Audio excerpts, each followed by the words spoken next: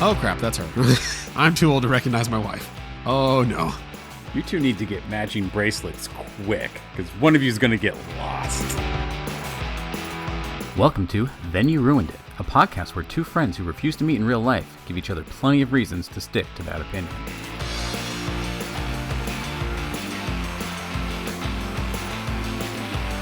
So, old man death is stalking all of us as time marches on. I know we talked recently about how we can't handle the new slang. Well, I can't handle the fact that my wife is turning into an old woman right before my eyes. And not in the way you think.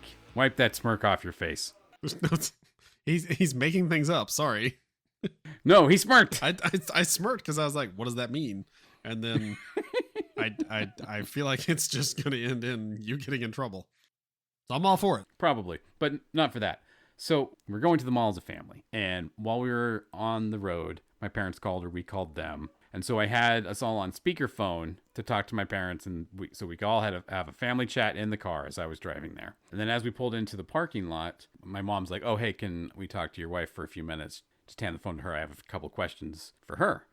I'm like, okay, yeah, sure. So I hand the phone to her. I find the parking spot and we're going into the car while my wife is talking to my parents on the phone. As we're halfway through the department store, I have to turn around, grab my phone out of my wife's hand, turn off speakerphone, and hand it back to her because she is just walking through the mall talking on a speakerphone for all of humanity to see. And she's like, why, what's wrong with that? I'm like, you are not 58 yet. You don't get to do that. I mean, to be fair, you shouldn't do that ever, but it won't be more socially acceptable for you to do it until then. So have you found any old people behaviors sneaking into the lives of you and yours? Oh, goodness. I don't know about old people behaviors, but I'm becoming an old man. And the biggest one is, gosh, I think it was 2 months ago, maybe 3, that really started in earnest.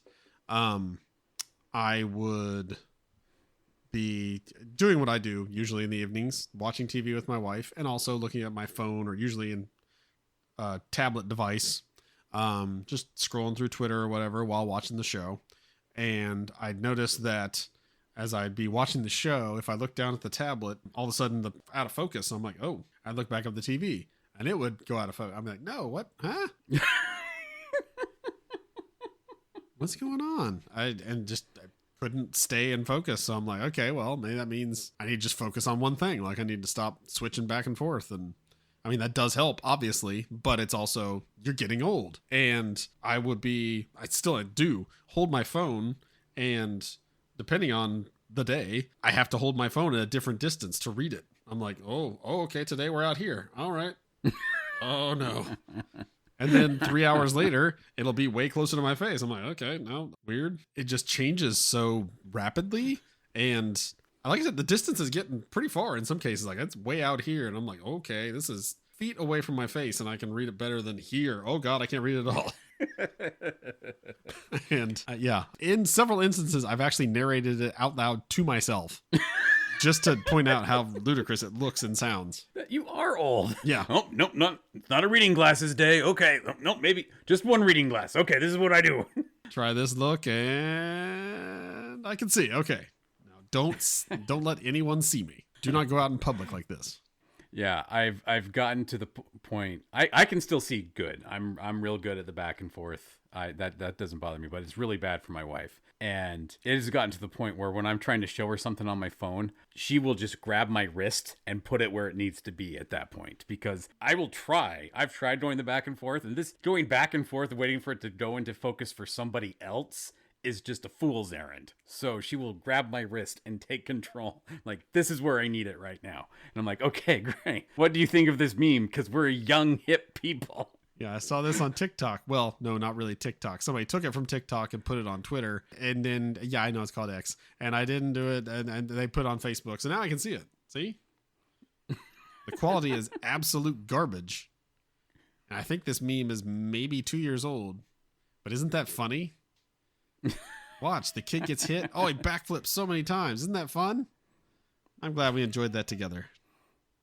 I love you, old wife. Oh, you couldn't see any of that? Oh, I'm sorry. Here, move my wrist.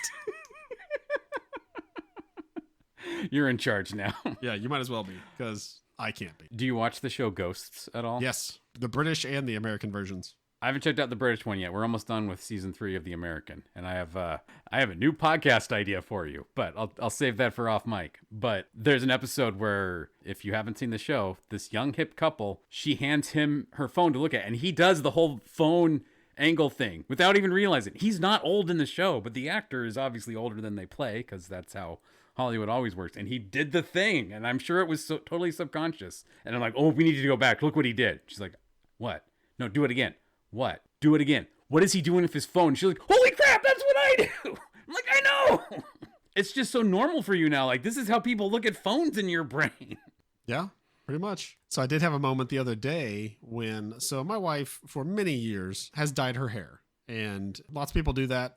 No shame in it. Do it as long as you want. That's fine. I think once you get to a certain point, you probably need to let up on it, because some people, when they do that, look like completely different people. And it's like, no, nobody buys the fact that your hair would look like that when you're 70 something.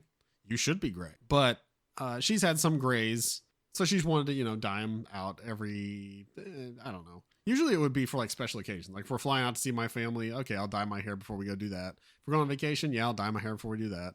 Something like that. She hasn't done it. She hadn't done it in a while. I think it's probably been since her heart surgery 4 months ago, whatever it was.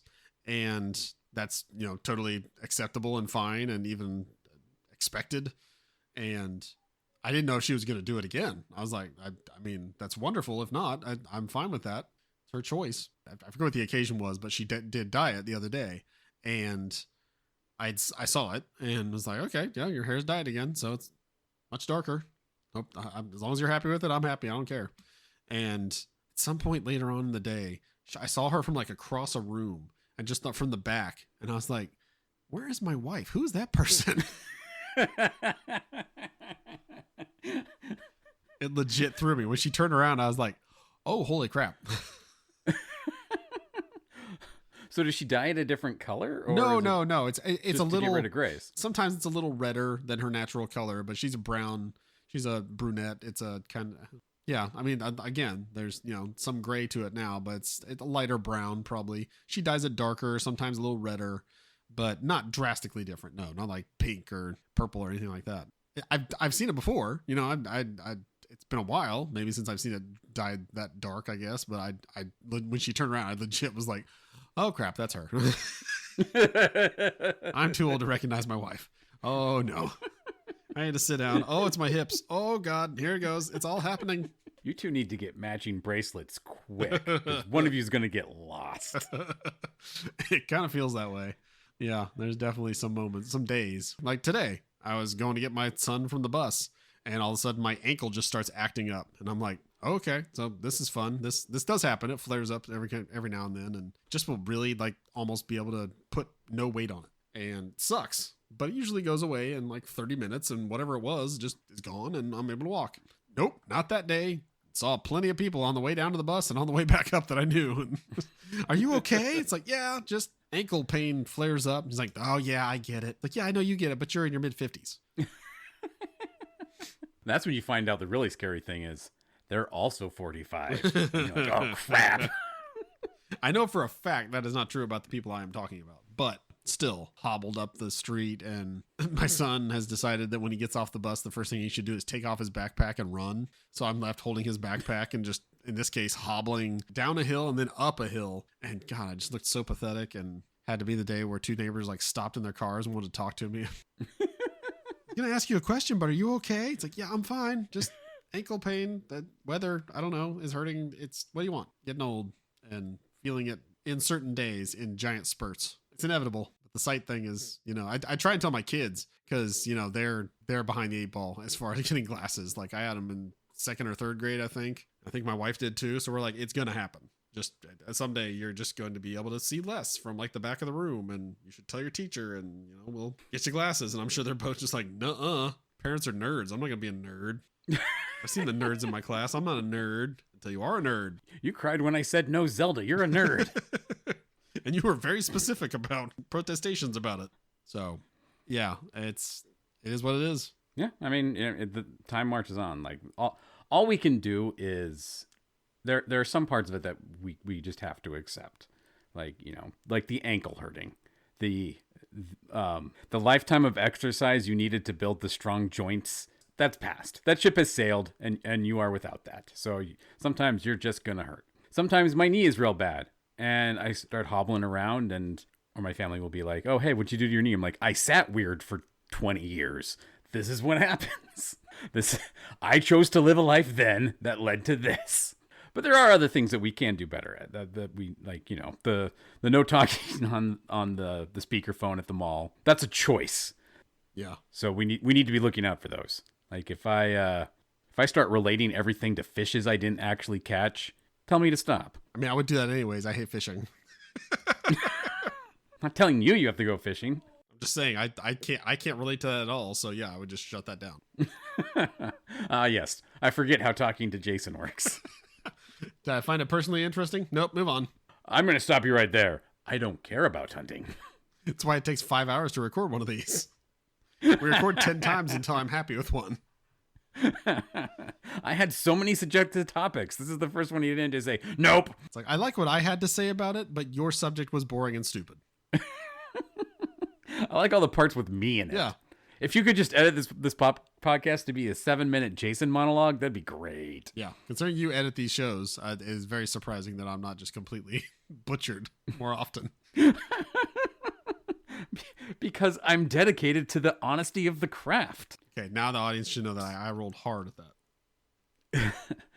Michelangelo was able to look at the angel in the marble and carve all the parts that weren't there.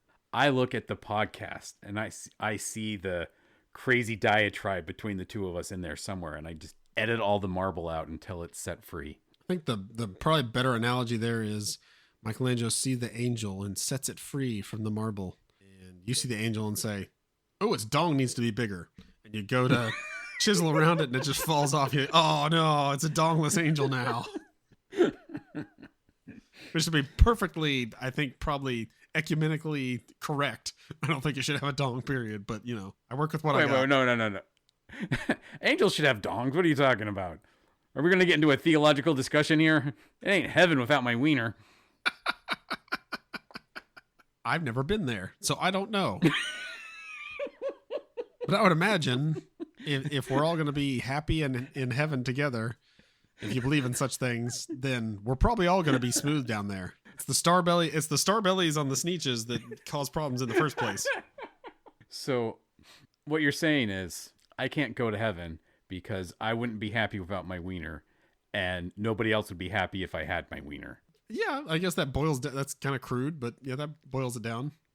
Okay. So some people can't have nice things, and I am definitely one of them. We're not to build up treasures here on earth. We're to have them in heaven. That includes Wang worship. Well, thank you for considering my unit of treasure. I appreciate that. I'm glad I'm not the only one. I'm saying you did. I have no such fondness.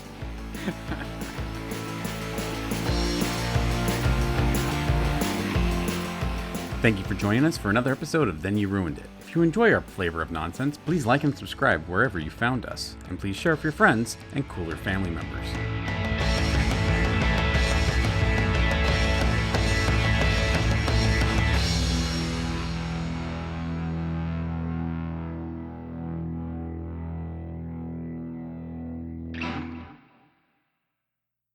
Is that where that one's going to stop?